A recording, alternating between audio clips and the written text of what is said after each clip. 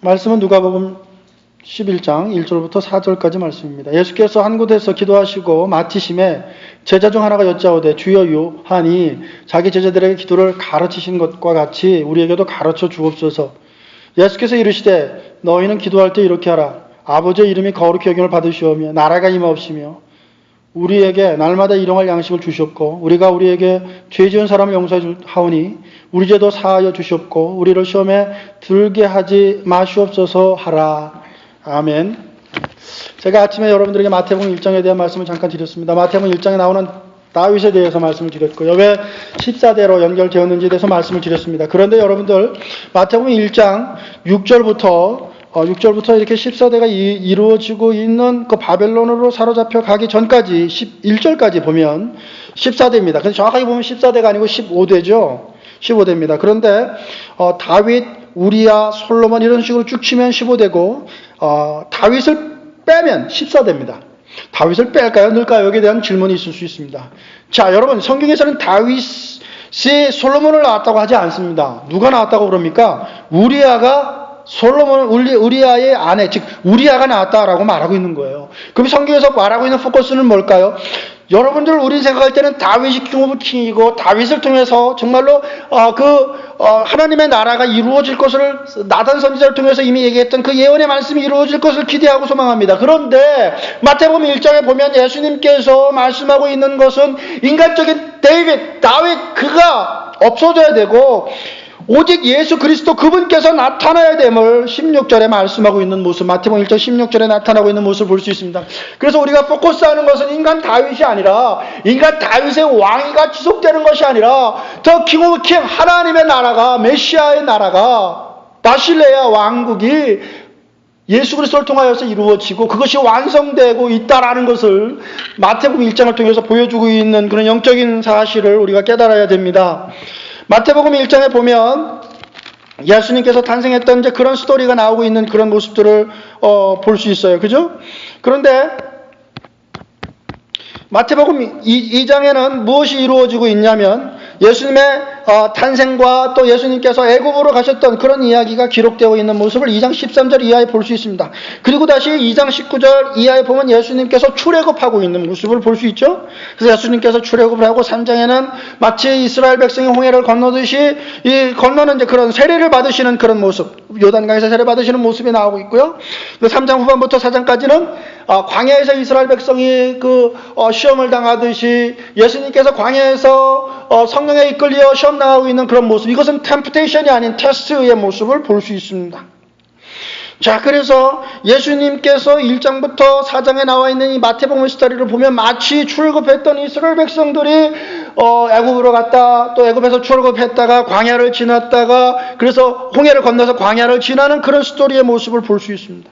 그래서 모세를 통해서 시내산에서 하나님께서 모세에게 율법을 주셨던 것처럼 예수님께서 이 산에서 이스라엘 백성들에게 오늘 이렇게 산상수훈을 통해서 특별히 산상수훈의 가장 중심인 그 주의 기도문, 주기도문을 이야기해주고 있는 그런 모습을 볼 수 있습니다.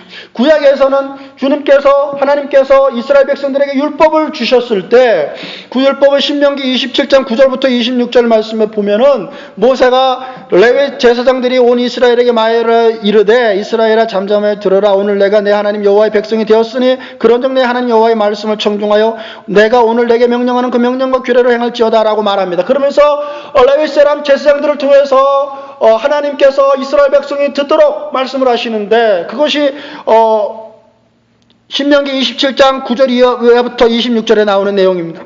그러면서 이렇게 말씀하십니다. 장색의 송으로 조각하였거나 부어 만든 우상은 여호와께 가정하니 그것을 만들어 옴늘이 세우는 자는 저주를 받을지어다 할 것이요 모든 사람은 응답하여 아멘 할지어다. 그의 부모를 경홀히 여기는 자는 저주를 받을 것이라 할 것이요 모든 백성은 아멘 할 것이라.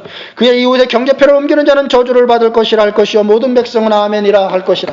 맹인에게 길을 잃게 하는 자는 저주를 받을 것이라 할 것이요 모든 백성은 아멘이라 할 것이라 라고 하면서 모두 12개의 저주에 대해서 말씀하시고 이 저주의 말씀이 끝날 때마다 이스라엘 백성은 아멘 할 것을 명령하셨습니다.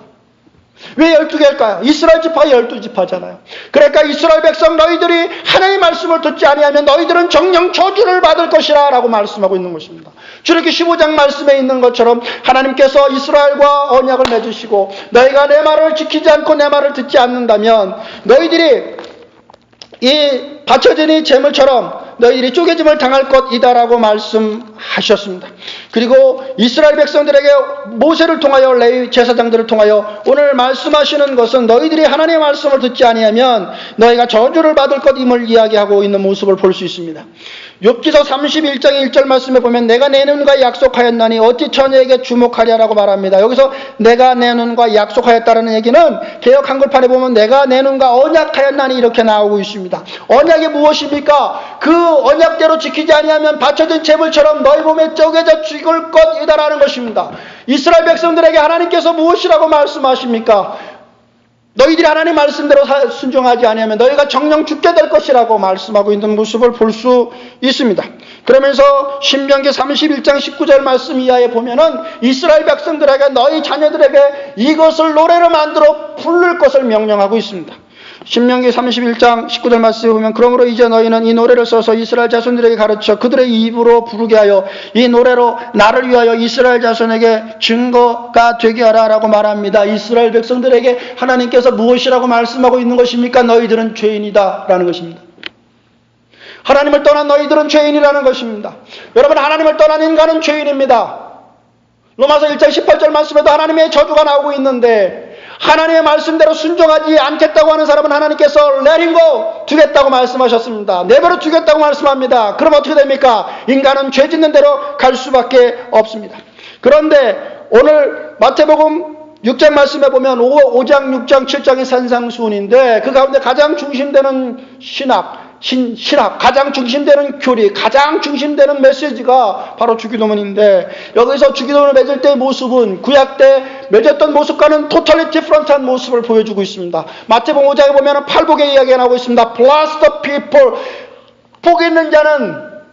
복 있는 자는 이렇게 시작하고 있는 모습을 볼 수 있습니다. 그래서 예수님께서 말씀하시기를 심령이 가난한 자는 복이 있나니 천국이 저들의 것이며 이것이 한국말로는 심령이 가난한 자 이렇게 되어 있지만 원래 헬라어 성경에 보면 blessed 복 있는 자는 이렇게 되어 있습니다. 그래서 영어 성경에도 blessed are the poor in spirit for theirs in the kingdom of heaven 이렇게만 나오고 있습니다. 그래서 하나님의 말씀을 듣는 자가 이제는 복 있는 자가 될 것이라고 예수님께서 산상수훈을 통해서 이야기해주고 있는 것이요.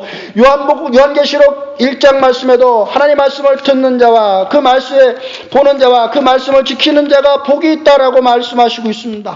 그러므로 여러분들은 예수 그리스도를 통하여 복 있는 백성 되었다라는 사실을 잊지 않는 여러분들 되실 수 있기를 주의 이름으로 축원드립니다.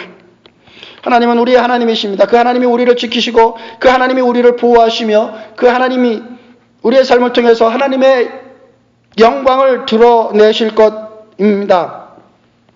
이제 우리가 아침에 세 개의 그 말씀에 대해서 기도 의문에 대해서 살펴보았습니다.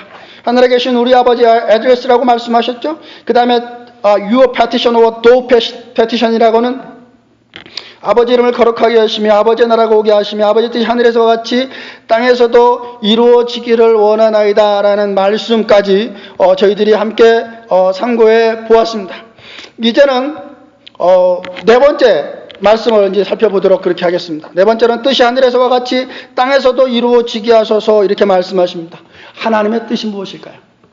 하나님이 원하시는 것이 무엇일까요? 하나님께서는 하나님의 백성들과 하나님 나라에서 영원히 함께 사는 하나님 나라를 꿈꾸십니다. 이것이 하나님의 꿈입니다. 이것이 하나님의 소망입니다. 한마디로 하나님의 소망은 하나님의 꿈은 하나님 나라의 완성입니다. C.S. 루이스는 이렇게 말했습니다. 인간에게는 두 종류의 사람이 있습니다. 하나는 하나님의 뜻이 이루어지기를 소망하며 사는 사람이 있는가 하면 하나의 사람은 자신의 뜻이 이루어지기를 소망하며 사는 사람이 있다라고 말하고 있습니다. 이렇게 자기의 뜻대로 살기를 소망하는 사람들, 하나님 나를 내비로 두십시오라고 말하는 사람들, 그 사람들에게 하나님께서 방임하십니다. 로마서 1장 24절 말씀에 보면 그러므로 하나님께서 그들의 마음의 정욕대로 더러움에 내버려 두사 그들의 몸을 서로 욕되게 하게 하셨으니라고 말씀하고 있습니다. 하나님께서 그들을 어떻게 했다? 내버려 두었다라는 것입니다. 하나님 저를 내버려 두십시오.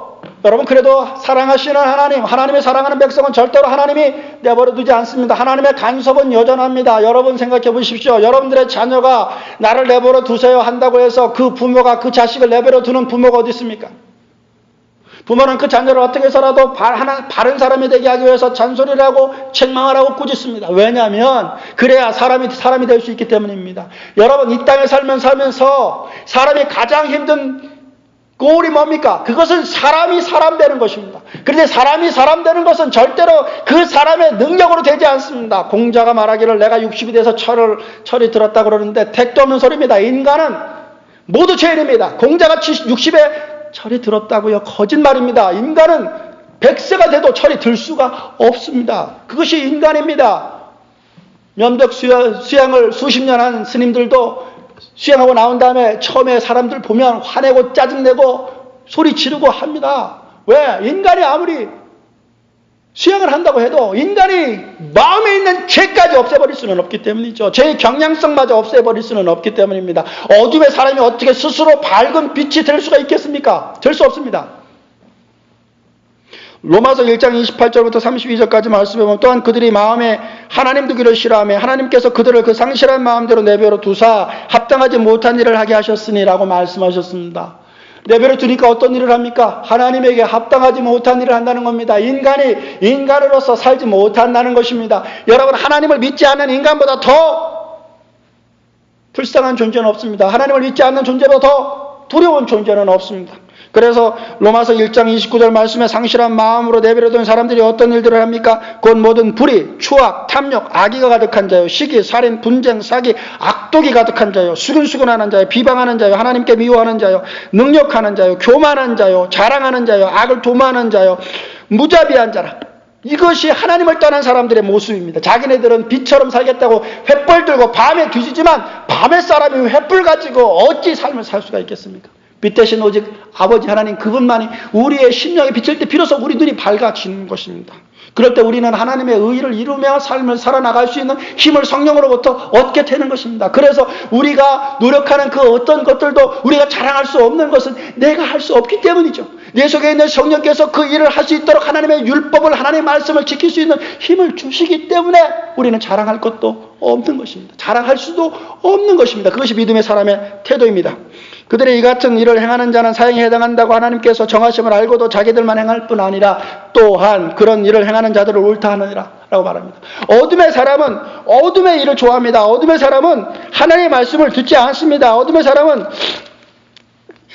요한일서 4장 5절 말씀에 보면 그들은 세상에 속한 거로 세상에 속한 말을 하며 세상에 그들의 말을 듣는지라 그럽니다.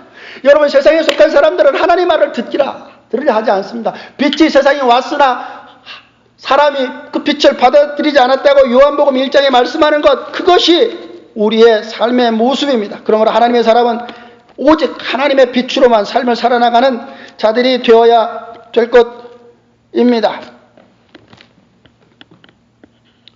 요한복음 1장 10절 말씀에 보면 그가 세상에 계셨음에 세상은 그로 말미암아 지은 바 되었으니 세상은 그를 알지 못하였고 라고 말씀하고 있습니다. 빛이 어둠의 빛이 돼 어둠이 깨닫지 못하더라 라고 1장 5절에 말씀하고 있습니다. 왜? 어둠의 사람이니까요. 어둠의 사람이기 때문에 말씀을 들어도 알지 못하는 겁니다. 그러기에 요한계시록에서 요한이 말씀하시기를 성령의 교회들에게 하시는 말씀을 들을 자다라고 말씀하시는 것은 태초부터 하나님께서 예정되고 하나님께서 구원 주시겠다고 약속하신 그 사람만이 들을 수 있는 것이니 여러분들이 오늘 말씀을 듣는 것은 결코 여러분들이 자랑할 것이 하나도 없습니다.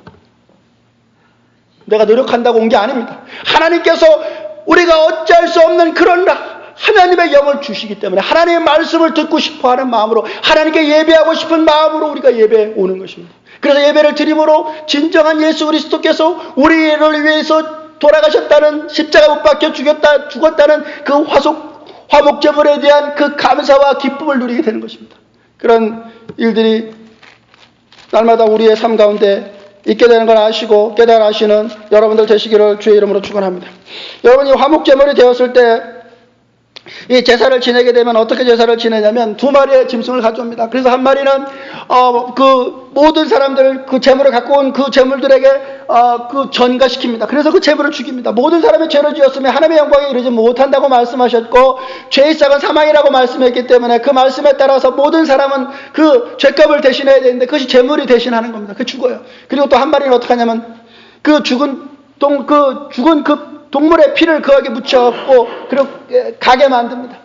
멀리 떠나게 만듭니다. 그것은 무엇입니까? 이제 제물아 다시는 돌아오지 마라. 이 얘기는 다시는 죄를 짓지 않는 사람이 되라고 말합니다. 이것이 화목제물의 뜻입니다. 여러분, 주님께서는 우리를 위해 죽으셨습니다.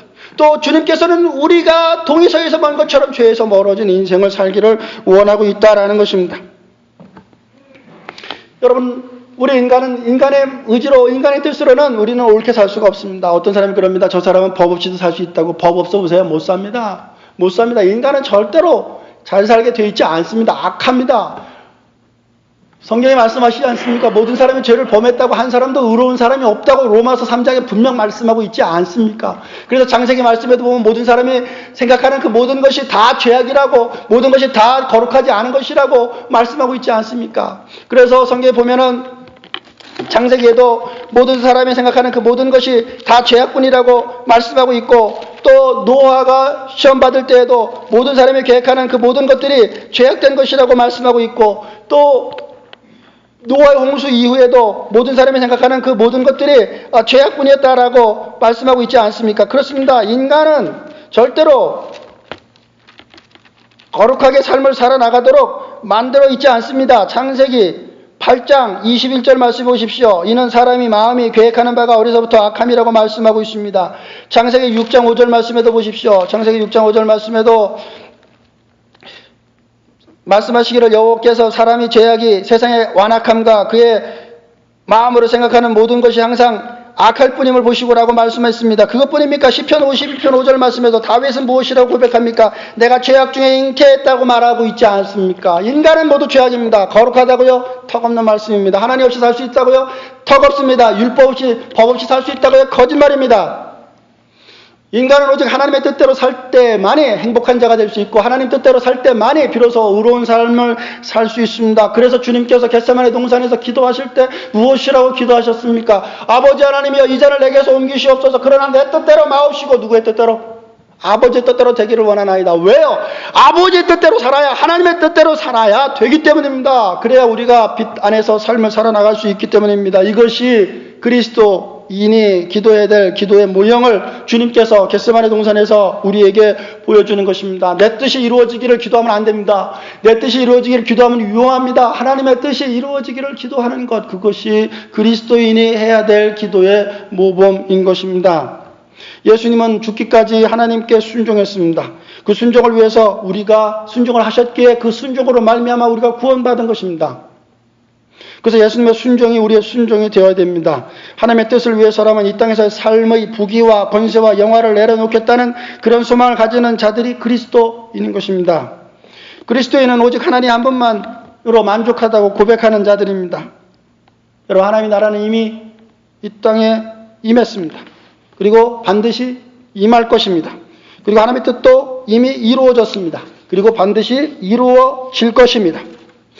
우리는 환난과 궁핍 속에서도 그 나라를, 그 뜻을 믿음으로 기다리며 세상의 공격을 넉넉히 이기며 사는 자들입니다.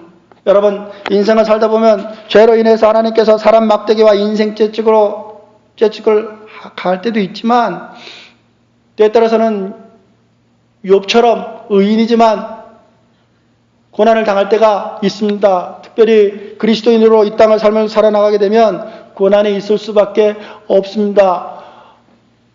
1년에 순교하시는 분들이 최소한 5만 명 이상이 됩니다. 수없이 많은 이들이 지금도 예수 그리스도를 위해서, 하나님을 위해서 순교하고 있다라는 사실을 기억하십시오. 하나님의 사람은 이처럼 고난이 있는 것입니다. 다섯째로, 오늘 우리에게 일용할 양식을 주시고라고 기도합니다. 여기서 일용할 양식이 무엇일까요? 라는 질문이 생길 수 있습니다. 여러분, 마태복음 6장 25절 말씀해 보면 그러므로 내가 너에게 이르노니 목숨을 위하여서 무엇을 먹을까? 무엇을 마실까 몸을 위하여 무엇을 입을까 염려하지 말라. 목숨이 음식보다 중하지 아니하며 몸이 의복보다 중하지 아니하냐라고 말씀합니다. 그러면서 마태복음 6장 33절에 너희는 먼저 그의 나라와 그의 의를 구하라. 그리하면 이 모든 것이 너희에게 더하시리라고 말씀하셨습니다. 그러면 주님께서 오늘 우리에게 일용할 양식을 주시고는 우리가 생각하는 그런 양식이 아니라는 것을 금방 생각해낼 수 있습니다. 그러면 어떤 양식입니까? 여러분께서 오늘 우리 주기도문을 보면 마태복음 6장을 잠깐 보십시오. 마태복음 6장 마태복음 6장에 보면 이런 풋노트가 달려있는 것을 알 수 있습니다. 어떤 풋노트가 달려있는 것을 알 수 있냐면 오늘 우리에게 일용할 양식을 주옵시고 라고 할 때 마태복음 6장 11절 말씀에 보면 일용할 양식에 넘버링이 되어 있죠. 그리고 그 넘버링이 넘버 1 이렇게 돼 있죠. 보통은 그렇게 돼 있어요. 그러면 그거 보세요. 무엇이라고 돼 있습니까? 내일의 양식, 그죠? 내일 양식. 이거 봐라. 오늘 양식인데 내일 양식이네. 무슨 뜻일까? 궁금할 수 있지 않습니까? 이 양식이라는 것은 에피우지온이라는 단어인데 이 에피우지온은 에피와 우지아의 합성어입니다. 이것은 오늘날 이렇게 해석할 수도 있고 다음날 이렇게 해석할 수도 있습니다. 아침에도 말씀드렸던 것처럼 그러면 왜 오늘이라고 하지 않고 내일이라고 말씀합니까? 라고 말할 때 그 이유는 아람어가 헬라어로 번역되었기 때문에 이게 아람어 문화권에는 있지만 이 헬라 문화권에는 없거든요. 그리스 문화권에는 없거든요. 그러니까 그냥 오늘날 이렇게 해석한 겁니다. 근데 오늘이라는 것이 아람어에 의하면 오늘이란 뜻도 있지만 내일이란 뜻도 있습니다. 다음날이란 뜻도 있습니다. 자, 그러면 이 다음날이라는 뜻은 무엇입니까? 자, 먼저 이 내일의 양식이라는 것은 저녁에 기도할 때 그 다음날을 말하는 겁니다. 그러니까 그 다음날에 오는 그것을 위해 기도해서 내일의 양식이라고 하고요. 아침에 기도할 때는 오늘의 양식이라고 기도하기도 합니다. 그러나 여러분 이 기도문을 통해서 이야기하고 있는 중요한 주제가 뭐냐면 먹을 것을 위해 기도하는 것이 아니라 우리의 삶의 포커스가 하나님께 있어야 된다라는 사실을 알려주기 위해서입니다. 좀 이따 다시 한번 설명해 드리는데요. 잠언서 3장 8절 말씀해 보십시오. 잠언 3장 8절과 9절 말씀에 보면 곧 헛된 것과 거짓말을 내게서 멀리하옵시며 나를 가난하게도 마옵시고 부하게도 마옵시고 오직 필요한 양식으로 나를 먹이시옵소서. 혹 내가 배불러서 하나님을 모른다 여호와가 누구냐 할까 하오며 혹 내가 가난하여 도둑질하고 내 하나님의 이름을 욕되게 할까 두려워함이니이다 라고 말했습니다. 즉 너무 가난하게도 너무 부하게도 하지 말라는 말은 내 삶의 중심이 오직 아버지 하나님 당신뿐입니다 라고 고백하는 그런 삶을 살아나가라고 말하는 의미가 바로 우리에게 일용할 양식을 주시옵고라고 말씀하고 기도하고 있는 것입니다. 그런데 나에게 일용할 양식이 아니고 우리에게 일용할 양식을 달라고 하므로 우리가 나뿐만 아니라 우리 모든 공동체가 믿음의 공동체가 서로를 위해 기도하고 서로를 위해 소망하는 공동체가 되어야 됨을 말씀하고 있습니다. 또 한편 내일 양식할 때 이 내일이라는 단어가요. 사실은 우리가 생각하는 바로 투모로우가 아닌 앞으로 다가올 날을 의미하기도 합니다. 그래서 오늘 우리에게 내일의 양식은 오늘날의 양식을 주옵소서 이렇게 기도하는데 그 기도라는 것을 좀 더 자세히 말하면 앞으로 다가올 영원한 안식의 나라 천국이 임하기 바로 직전 그렇게 그 날에 우리가 살고 있습니다라는 그런 뜻이 내포되어 있습니다. 그러므로 이 땅에 사는 자들은 바로 하늘 양식을 맛보며 삶을 살아나가고 있는 것이고 그 안식의 나라 하나님 나라는 반드시 오고야 말 것이라는 그런 믿음에 찬 확신과 믿음으로 고백하고 있는 것입니다. 그럼 어떤 양식을 위해 기도할까요? 우리가 먹는 그런 양식입니까? 아닙니다. 요한복음 6장 27절부터 35절까지 말씀에 보면 썩을 양식을 위하여 일하지 말고 라고 말했습니다. 무슨 양식이요? 썩을 양식을 위하여 일하지 말고 말합니다. 어떤 양식을 위해 일하라? 영생하도록 있는 양식을 위하여 하라고 말합니다. 영생하도록 있는 양식이 무엇입니까? 이 양식은 인자가 너에게 주리니 인자는 하나님 아버지께서 인치신 자니라. 그들이 묻되 우리가 어떻게 해야 하나님의 일을 하오리까? 예수께서 대답하여 이르시되 하나님께서 보내신 이를 믿는 것이 하나님의 일이니라 하시니 그들이 묻되 그러면 우리가 보고 당신을 믿도록 행하시는 표적이 무엇이니까? 하시는 일이 무엇이니까? 기록된 바 하늘에서 그들에게 떡을 주어 먹게 하였다함과 같이 우리 조상들이 광야에서 만나를 먹었나이다. 예수께서 이르시되 내가 진실로 진실로 아멘 아멘 초롤리 초롤리 너에게 이르노니 모세가 너희에게 하늘로부터 떡을 준 것이 아니라 내 아버지께서 너희에게 하늘로부터 참떡을 주시나니. 자, 이제 떡에 대한 설명이 나옵니다. 이 떡이 무엇입니까? 하나님의 떡은 하늘에서 내려 세상에 생명을 주는 것이니라. 그들이 이르되 주여 이 떡을 항상 우리에게 주소서. 예수께서 이르시되 나는 생명의 떡이니 내게 오는 자는 결코 줄이지 아니할 터이요 나를 믿는 자는 영원히 목마르지 아니하리라고 말씀하시고 있는 모습을 볼 수 있습니다. 자, 어떤 떡이요? 바로 예수 그리스도, 그분을 먹는 것, 그것이 우리의 양식이라고 말씀하고 있는 모습을 볼 수 있습니다. 요한복음 1장 1절 말씀에 보면 태초부터 있는 생명의 말씀에 이렇게 말씀하고 있는 모습을 볼 수 있습니다.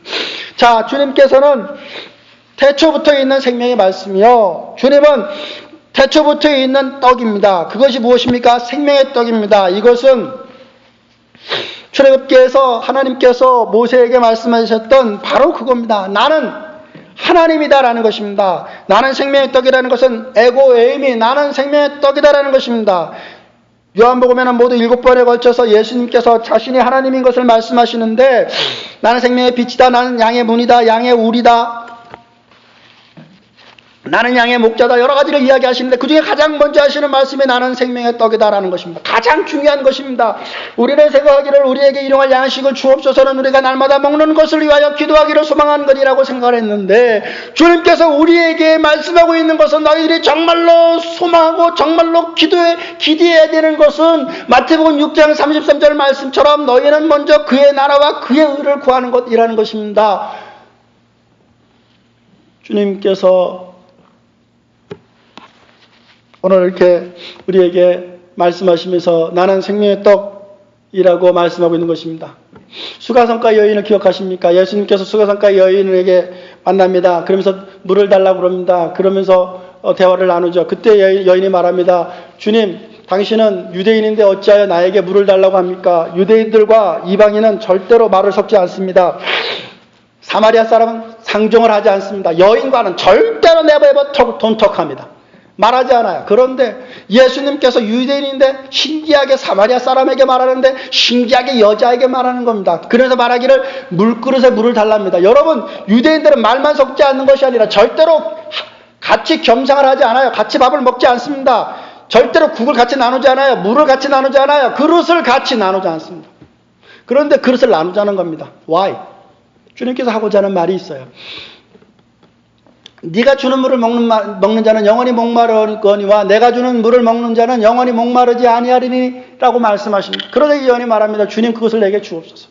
나에게서 영원히 솟아나는 그 생수를 주겠다고 말씀하신 주님의 말씀이 이루어지기를 원합니다. 그리고 그 여인이 동네로 돌아갑니다. 그러면서 말합니다. 나에 대해서 주님은 모든 것을 아셨습니다. 나는 이제 더 이상 남자 때문에, 더 이상 물질 때문에, 더 이상 내가 쫓는 그것 때문에 내 인생을 파괴하지 않겠습니다. 나의 목적이 이제 정해졌습니다. 나의 목적은 오직 예수 그리스도 그분뿐입니다. 라고 고백하는 것입니다. 그러고 난 다음에 주님을 제자들이 만났어요. 주님께서 대화를 나눌 때 주님께 가지고 온 음식을 주자. 나는 이미 배부르다고 말합니다. 그러자 제자들이 말하기를 누가 먹을 것을 주었습니까? 라고 말하자 주님이 말씀하시기를 내가 주는 것, 내가 먹는 것은 너희들이 말하는 그런 음식이 아니라 하늘의 것으로부터 온다고 말합니다. 바로 그것이 무슨 뜻일까요? 예수님이 그 떡이라는 것입니다. 너희들이 진정 먹고 배불러야 될 것은 너희들이 먹는 육체적 음식이 아니라 정말로 우리 인간은 하나님이 아니고는 예수님이 아니고는 성령이 아니고는 말씀이 아니고는 도저히 채워질 수 없는 그런 영적인 시면이 있어요. 영적인 그게 있다고요. 그것을 주님께서 채워주신다는 거예요. 무어로 말씀으로, 무어로 예수님 스스로가 채워주신다라는 것입니다. 그러니까 우리에게 주는 양식이 무엇입니까? 바로 예수 그리스도입니다. 우리가 소망하고 바라는 것이 무엇이어야 됩니까? 떡입니까? 아닙니다. 예수 그리스도 그분이셔야 됩니다. 그 주님은 하늘 왕의 신분으로 이 땅에 인간의 모습으로 오셔서 우리를 구속 곧 속량하셨습니다. 여러분, 이 구속, 속량, 대속 무슨 뜻입니까? 이것은 노예시장에서 노예를 돈 주고 산 다음에 그 사람을 자유케 하는 거예요. 그리고선 문서를 써주고 내가 당신을 자유케 했으니 당신은 더 이상 노예가 아니다고 말하는 게 구속이요 대속입니다. 근데 그것을 누가 해줬다는 거예요? 예수님이 해줬다는 거예요. 무엇으로? 대가를 주고. 무슨 대가입니까? 예수님께서 대신 죽으신 대가입니다. 죄의 싹은 사망이기에 우리를 위해 대신 죽으신 그 대가로 그것이 속량이에요. 그것이 대속이에요. 그리고 주님께서는 하나님께서 부활시킴으로 하나님 우편에 계신 분입니다. 바로 그분을 바라고 그분을 소망하고 살라는 것, 그것이 우리의 떡이라는 겁니다. 나도 주님의 백성에게 주님께서 가신 그 길을 따라가겠습니다 하는 신앙 고백, 이것이 오늘 우리에게 일용할 양식을 주시옵소서 하는 고백인 것입니다. 고린도후서 4장 17절부터 18절까지 말씀해 보면 우리가 잠시 받는 환난에 경한 것이 지극히 크고 영원한 영광에 중한 것을 우리에게 이루게 함이니 우리가 주목하는 것은 보이는 것이 아니요 보이지 않는 것이니 보이는 것은 잠깐이요 보이지 않는 것은 영원함이라고 말씀하셨습니다. 우리는 때에 따라 사람 막대기와 인생 채찍으로 고난당할 때가 있습니다. 그리고 그런 고난당한 가운데 가장 많은 고난당한 분을 예를 든다면 사도 바울을 예로 들 수가 있습니다. 그런데 그분께서 무엇이라고 말씀하셨습니까? 내가 많은 고난을 당하지만 하나님 나라를 소망하기에 내가 당하는 고난은 장차 나에게 주실 하나님의 영광과 비교해보면 아무것도 아니라고 생각한다. 그러니 조금만 참아라. 그리고 그 달려갈 길을 경주처럼 계속 달려나가라 라고 말씀하시고 있습니다. 고린도후서 11장 이하에 보면 그는 40에 하나 감화면을 5번 맞고 7번 대장으로 맞으며 강도 위험과 도적의 위험과 이방인의 위험을 당하기도 합니다. 일주일 흑암 가운데 있기도 합니다. 파산당하는 위기를 경험하기도 합니다. 그런데도 불구하고 하늘의 떡 예수 그리스도 그분이 함께 하심으로 말미암아 마치 바울과 실라가 빌립보 감옥에서도 배고파하지 않고 두려워하지 않고 무서워하지 않고 하나님의 떡이신 예수 그리스도를 먹기에 그들의 입을 통해서 찬양이 터져나오는 것처럼 그렇게 우리의 삶에 진정이 있어야 될 것은 바로 하나님, 예수님, 성령님, 말씀, 그 떡이 우리에게 필요하다라고 오늘 말씀하고 있는 것입니다. 우리 눈에 보이는 이것은 잠깐입니다. 우리가 얼마나 살겠습니까? 100세요? 100세 살면 많이 살지 않습니까? 물론 성경에는 어떤 분들은 120세까지 산다고 성경 말씀을 인용해서 얘기하는데 정확한 건 아닙니다. 그러나 여러분 중요한 것은 무엇입니까? 우리가 소망하는 것은 영원한 나라, 그것은 하나님 나라라는 것입니다. 이 땅이 아니라는 것입니다. 오늘 나에게 내일의 양식을 주시옵소서라는 것은 바로 오늘의 양식이기도 하고 내일의 양식이기도 하고 앞으로도 오실 그 나라의 양식이기도 하신 그 예수 그리스도 그분을 달라는 것입니다. 그 예수님을 쫓아 삶을 살게 해달라는 것입니다. 하나님 그렇게 살겠습니다 라고 고백하는 것이 주기도문입니다. 내일의 양식, 하늘의 떡, 예수 그리스도 그분만을 바라보고 그 삶을 쫓으며 살겠노라고 기도로 날마다 순간마다 서약하는 것이 주기도문의 뜻입니다. 우리는 우리의 삶이 그저 생각대로 잘 되고 건강하고 돈이 문제없고 하면 형통하다고 생각합니다. 그리고 그걸 소망합니다. 그리고 그걸 기도합니다. 그런데 성경은 그렇게 말씀하고 있지 않습니다. 형통은 바로 하나님 그분이십니다. 자, 여러분 성경에 보면 형통하다라는 말들이 기록되어 있는 것을 볼 수 있는데 먼저 창세기 39장 말씀에 보면 욥이 종으로 팔려나가는 그런 모습들이 나옵니다. 그러면서 그는 보디발의 그 집에서 머물게 되는데 무엇으로 머무냐면 종으로 머뭅니다. 종으로 머무는데 창세기 39장 3절 말씀에 보면 그의 주인이 여호와께서 그와 함께 하심을 보며 또 여호와께서 그의 범사에 형통하심을 하게 하심을 보았더라라고 말합니다. 언제요? 그가 총리가 되었을 때요? 그가 아버지를 만났을 때요? 아닙니다. 그가 종살이하고 있을 그때 하나님이 그와 함께 하셨고 이거로 형통이라는 것입니다. 뿐만 아닙니다. 요셉이 거짓에 의해서 감옥에 갇혔습니다. 그런데 그때도 하나님께서 요셉에게 형통한 자라고 말합니다. 창세기 39장 23절 말씀에 보면 간수장은 그의 손에 맡긴 것을 무엇이든지 살펴보지 아니했으니 이는 여호와께서 요셉과 함께 계심이라 여호와께서 그를 범사에 형통하게 하셨더라 그럽니다. 여러분 우리의 삶에 있는 형통은 우리가 생각하는 그런 형통이 아닙니다. 우리가 소망해야 될 밥은 바로 우리가 생각하는 육체적 밥이 아닙니다. 바로 우리의 밥, 우리의 떡은 예수 그리스도 그분이십니다. 우리의 형통한 것은 바로 하나님에 의해서 구원받은 것 그것입니다. 신명기 33장 29절 말씀처럼 이스라엘 너는 행복한 사람이로다. 여호와의 구원을 너같이 얻은 백성이 누구냐라고 말씀하시면서 하나님은 너를 돕는 방패라고 말합니다. 너의 영광의 칼이라고 말씀하고 있습니다. 내 대적이 내게 복종하게 될 것이라고 말합니다. 내가 그들의 높은 곳을 밟으리로다라고 말하고 있습니다. 이것이 하나님께서 우리에게 주신 복입니다. 내가 잘나서가 아닙니다. 하나님께서 해주시기 때문에 가능하다는 것입니다.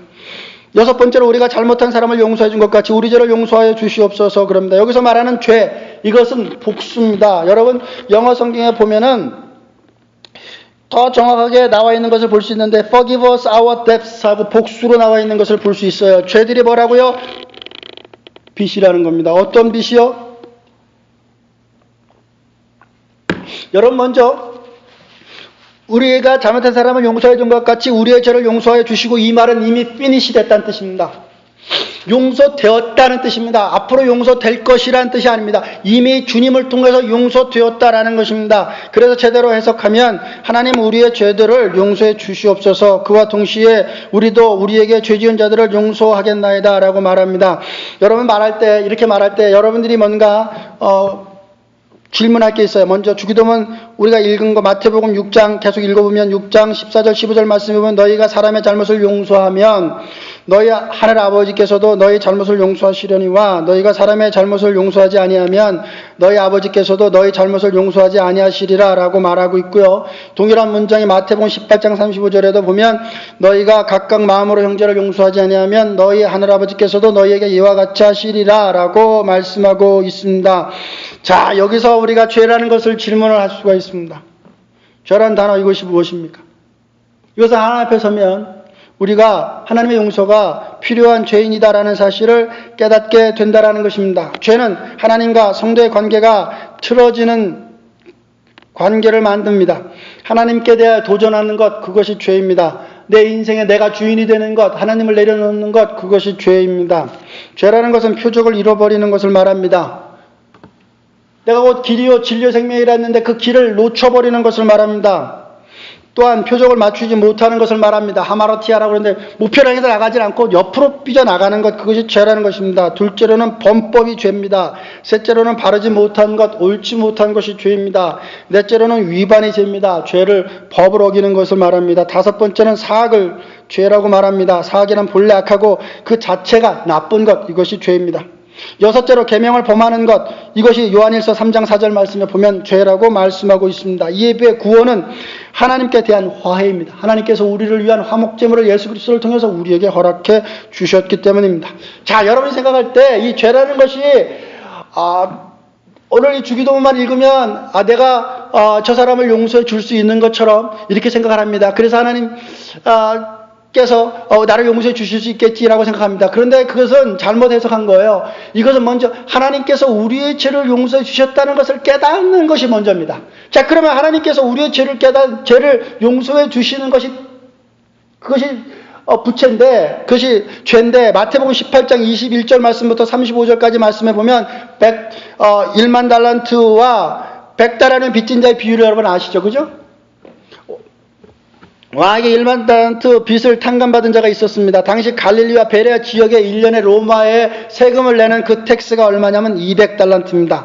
1만 달란트가 빚졌다는 얘기는 그가 절대로 갚을 수 없는 빚을 지었다는 것입니다. 누구에게? 하나님께. 그런데 누가 용서해 주셨다? 하나님께서 용서해 주셨다. 이것이 마태복음 18장 21절부터 35절까지 나오는 이야기입니다. 그런데 이 용서함 받은 사람이 길가를 가다가 100데나리온 100일 동안 일하고 받을 수 있는 그 품삯을 내놓으라 그러니까 못 내놓겠다고 그러니까 지금은 내가 내놓을 수 없고 나한테 시간을 주면 내가 일을 해서 갚겠소라고 말하자, 네가 즉시로 갚지 않으면 내가 너를 옥에 가둬버리겠다 그러고 옥에 가두지 않습니까? 그러자 그 소식을 들은 왕이 1만 달란트 빚진 자를 불러서 말하기를 내가 너를 용서해 주었는데 어찌하여 너는 이 100달러의 그 빚을 진 사람을 용서해 줄 수 없느냐? 너는 내가 옥에 가두어 평생 나오지 않도록 하겠다고 말합니다. 여러분 이 말씀을 기억하십시오.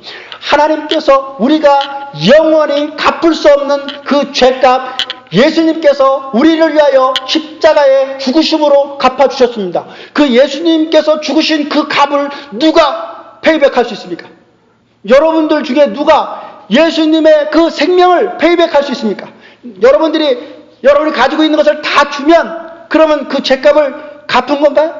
아닙니다. 그럴 수 없습니다. 온 인류의 죄를 담당하신 하나밖에 없는 모노겐의 독생자 예수 그리스도의 그 생명을 우리를 위해서 내놓으셨는데, 우리가 그 빚을 졌는데 그 빚을 우리가 어떻게 갚아요? 갚을 수 없어요. 갚을 수 있는 방법은 하나밖에 없어요. 그것을 믿는 겁니다.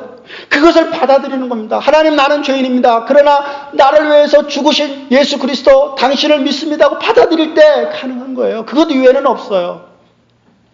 그래서 오직 의인은 믿음으로 말미암아 사는 것이지 행위로 말미암아 사는 것도 아니고 나의 무엇으로 말미암아 할 수 있는 것 아니다라는 사실을 깨닫게 됩니다. 이 기도는 종말론적인 의미로 마지막 날 우리를 용서해달라는 것입니다. 우리가 하나님 앞에 마지막 날, 그날 쓰게 될 것인데, 그때 하나님, 내가 주님을 믿습니다. 주님께서 우리의 변호사가 되셔서 우리를 위해서 대신 하나님께, 하나님, 내가 저의 죄값을 대신 갚았습니다 라고 이야기해 줄 때 하나님께서 네가 죄가 없다 라고 인치시는 것입니다.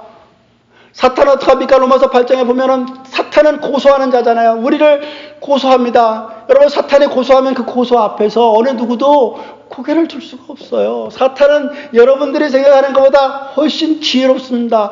여러분이 생각하는 것보다 훨씬 똑똑합니다. 여러분이 생각하는 것보다 훨씬 하나님의 말씀을 많이 압니다. 그래서 그 사탄이 우리를 죄를 가지고 공격하기 시작하면 우리는 모두 저주받은 존재가 된다는 사실을 알 수밖에 없고, 그렇게 되면 죄의 종로로 타는 것밖에는 되지 않습니다. 그러다 보면 사탄의 종로로 타면 맨날 병든 닭처럼 살 수밖에 없는 것입니다.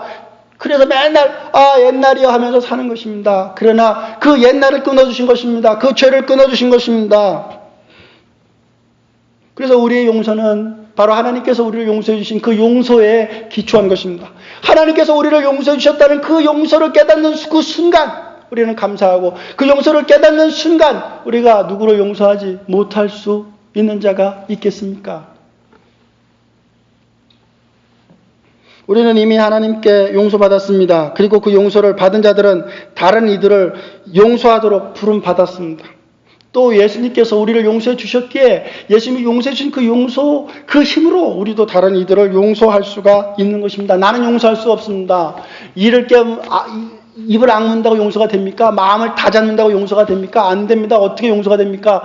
내가 눈이 흙이 들어가도 용서하지 못하는 게 인간인데, 오직 하나님께서 예수 그리스도 통해서 우리의 죄를 용서해 줬다는 그 용서가 내 마음에 정말로 디플리 감동이 될 때, 믿어질 때 그 용서가 있기에 내가 용서할 수밖에 없다라는 존재를 깨닫게 되는 겁니다. 그러니 내가 용서해 주는 것이 아니라 내 안에 있는 성령님께서 내 안에 있는 용서가 그를 이미 용서해 주는 것입니다.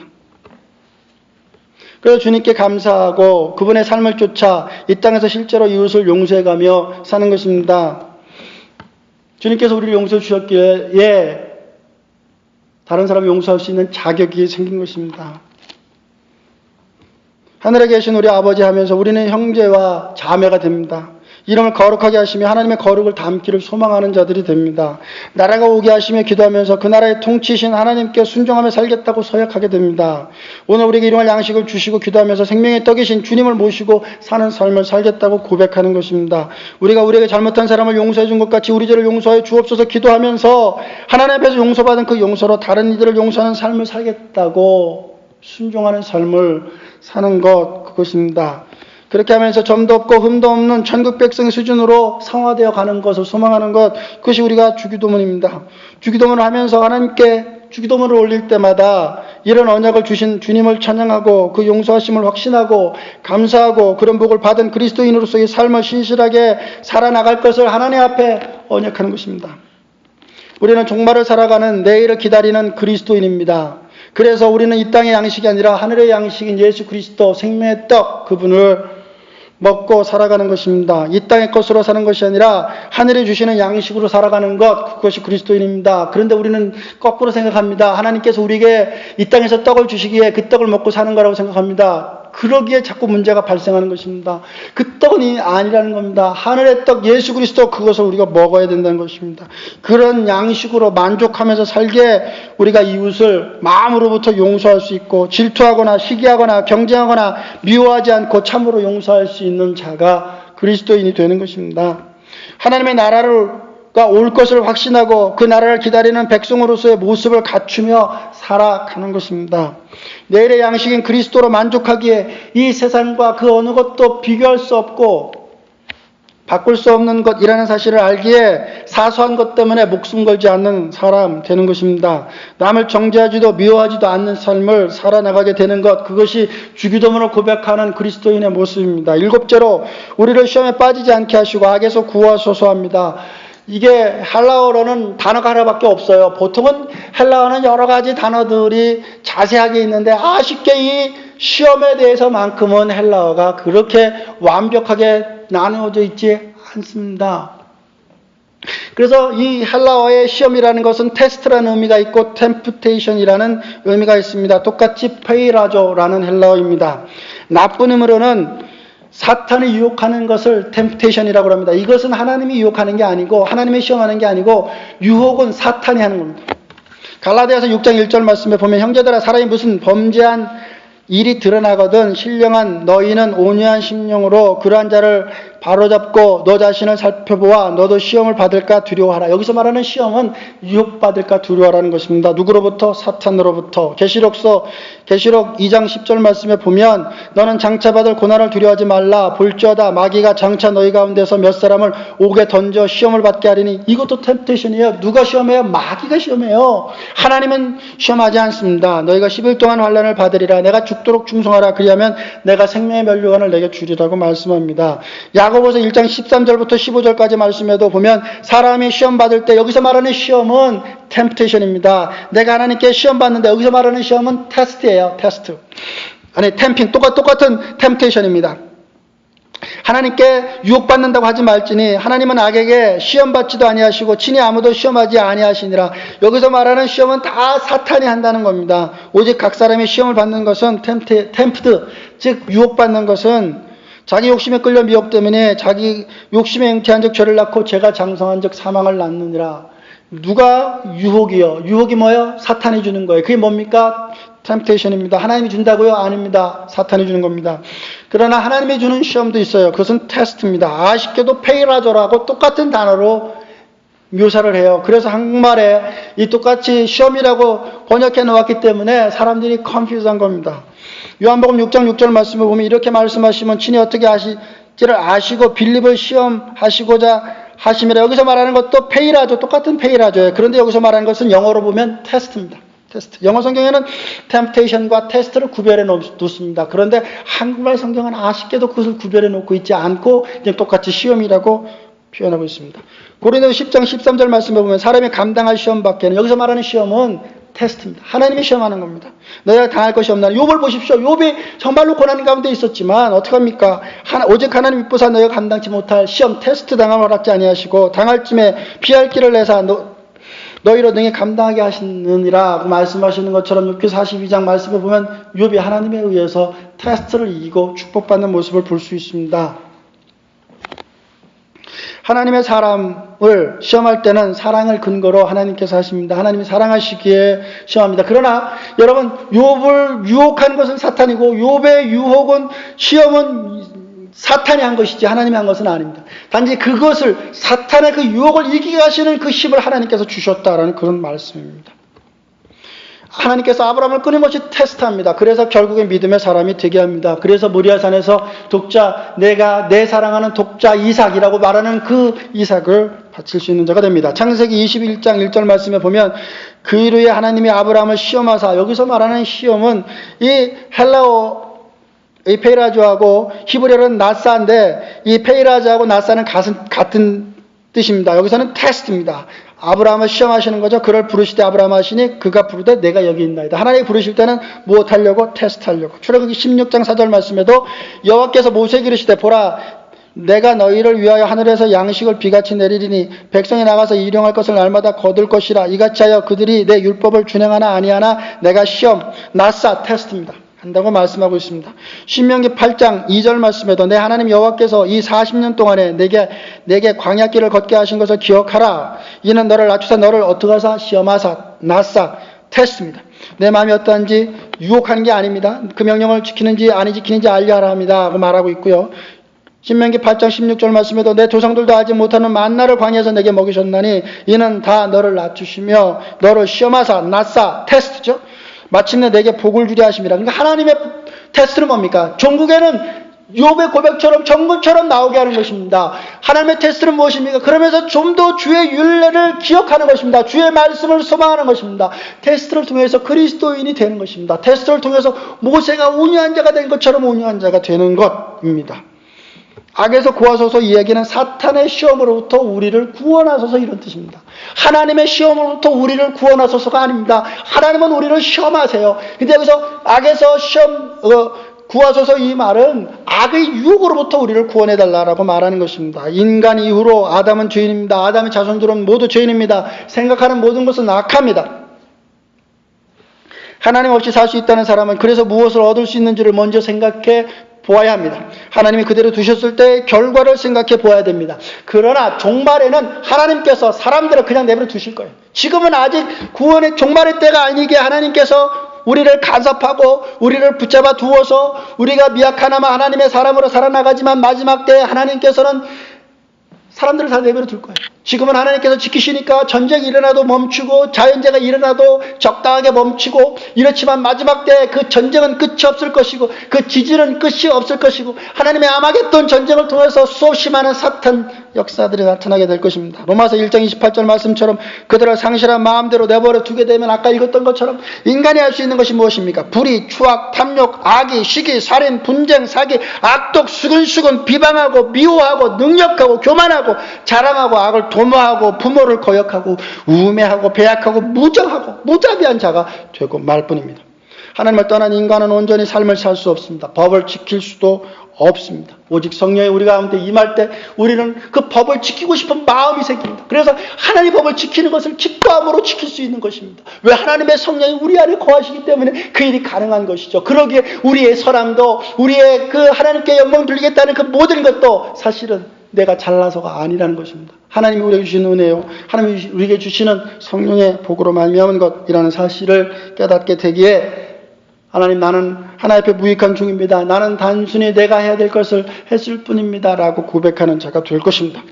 여러분, 마음을 강팍하게 하게 되면 어떤 일들이 나타납니까?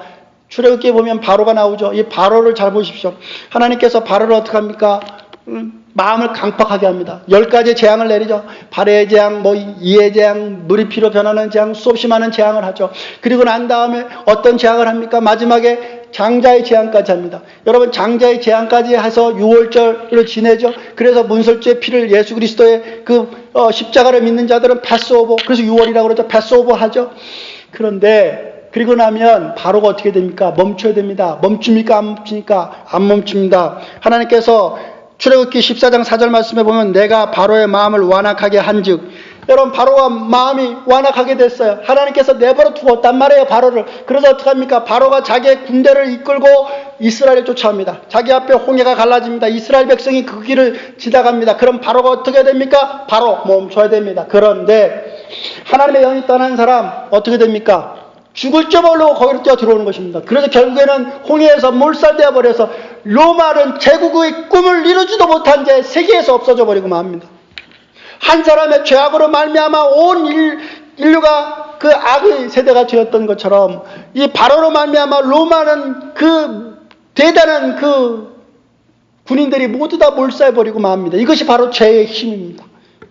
죄는 자기만 죽지 않습니다. 죄는 자기를 사랑하는 이들조차, 자기의 자랑이라고 자기의 프라이드라고 생각하는 그들조차 다 죽여버리는 게 죄입니다.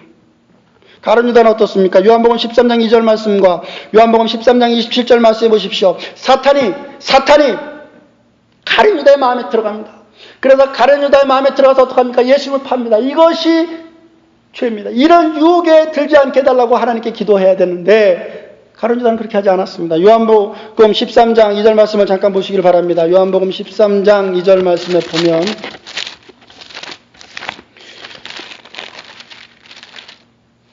마귀가 벌써 시몬의 아들 가룟 유다의 마음에 예수를 팔려는 생각을 넣었더라라고 말하고 있는 모습을 볼 수 있습니다. 시몬 베드로가 아니에요. 시몬이라는 이름이 성경에는 여러 가지가 나옵니다. 시몬 베드로도 나오지만 한 7명 정도가 시몬이라는 이름이 성경에 나오고 있어요. 그것도 다음 주 베드로에 대해 설교할 때 여러분들에게 말씀을 드리겠습니다. 가룟 유다의 마음에 예수를 팔 생각을 넣어버립니다. 이것이 악입니다. 이것이 죄입니다. 같은 장 27절 말씀에 보면 조각을 받은 후, 떡조각이죠.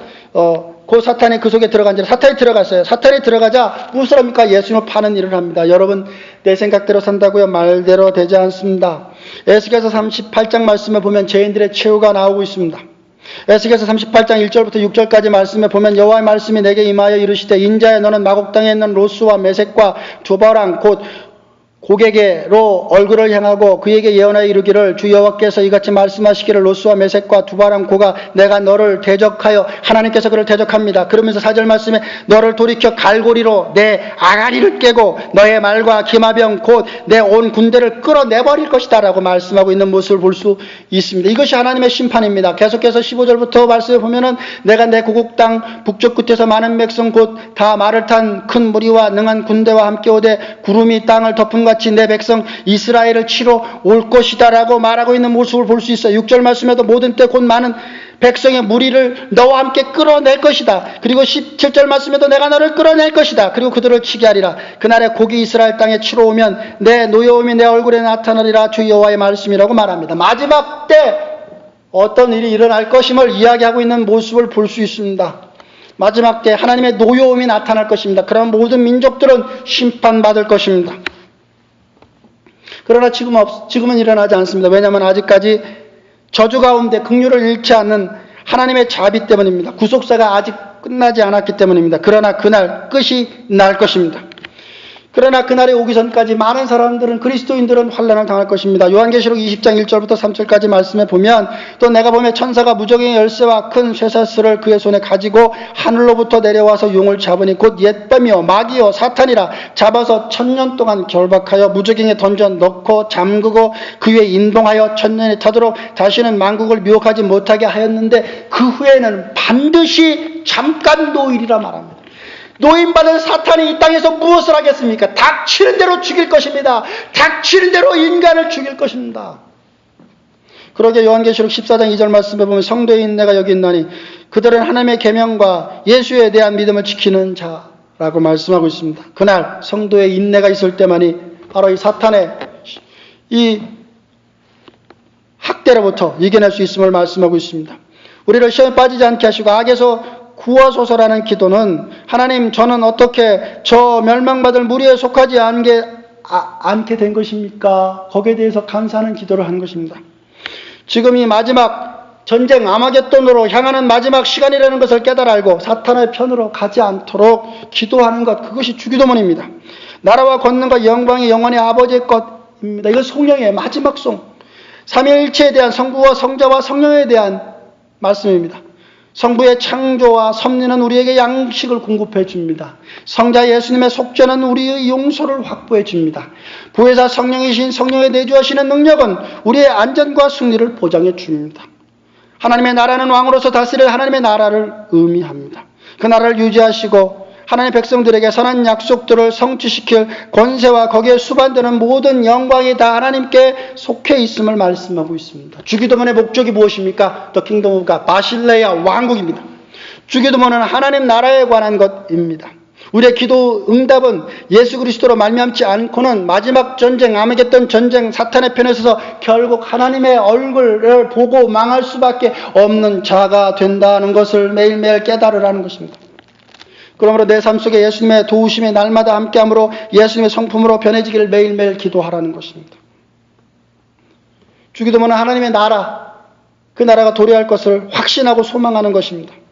매일매일 기도할 때마다 주기도문을 떠올리며 우리가 기도할 바가 무엇인지 다시 한번 확신하시고 천국 백성의 신분을 확인하고 감격하시는 여러분들 되시기를 주의 이름으로 축원합니다. 기도하십니다. 할렐루야. 아버지 하나님 감사합니다. 이 삶을 살아나가면서 하나님 없이는 하루도 한순간도 바로 살 수 없는 자임을 고백합니다. 우리를 둘러싸고 있는 현실에 굴복하지 않고 거기에 무릎 꿇지 않고 씩씩하고 당당하게 달려갈 길을 달려나가는 저희들이 되게 하여 주시옵소서. 오직 예수님만을 소망하는 저희들 되게 하여 주옵소서.